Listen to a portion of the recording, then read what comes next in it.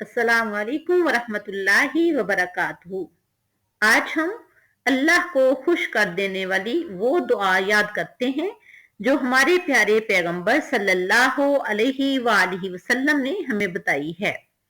ये दुआ तिरमिज़ी शरीफ की हदीस नंबर 3446 में है।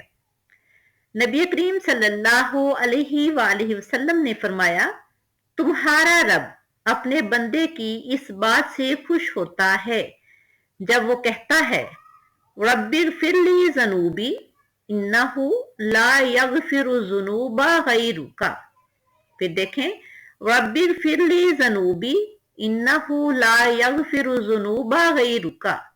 तर्जमा, ऐ अल्लाह मेरे गुनाह बख्श दे क्योंकि तेरे सिवा कोई और जात नहीं है जो गुनाहों को माफ कर सके। अल्लाह ताला से दुआ है, अल्लाह ताला हमें अपने प्यारे पैगंबर सल्लल्लाहु अलैहि वालैहि वसल्लम के बताए हुए तरीके पर चलने की तौफीक अता फरमाए, हमें अपने गुनाहों की बख्शिश मांगने की तौफीक अता फरमाए और अल्लाह को राजी करने की तौफीक अता फरमाए। आमीन। अल्लाह हाफिज।